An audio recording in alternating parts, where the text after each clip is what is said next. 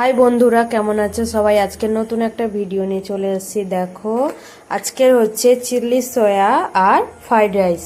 এখানে সব রকম সবজি কেটে নিয়েছি, আর এখানে রাইসের জন্য চাল বসিয়ে দিয়েছি। 10 মিনিট ধরে চালটা ভিজিয়ে রেখেছিলাম, তারপরে কি বসিয়ে দিয়েছি। ভাতের চালে কি লবণ দিয়ে দিচ্ছি,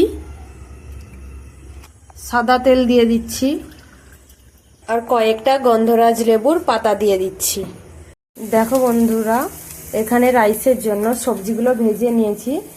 এখানে আছে গাজর আর বিম কড়াই, আর আছে একটা ডিম, কাজু, কিশমিশ আর কিছুটা গরম মশলা দিয়ে আর কি ভেজে নিয়েছি।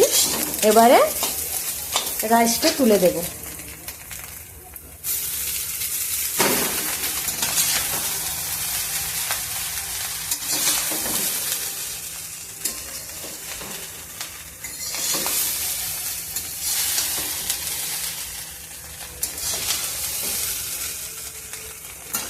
রাইসের ওপরে পরিমাণ মতো লবণ দিয়ে দিচ্ছি, চিনি দিয়ে দিচ্ছি পরিমাণ মতো, ঘি দিয়ে দিচ্ছি ওপর থেকে।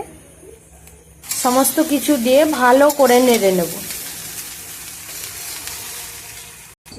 হয়ে গেছে। তোমরা এইভাবে বাড়িতে বানিয়ে খাবে আর বলবে কেমন হয়েছে। টাটা, ভিডিওটা এই পর্যন্ত।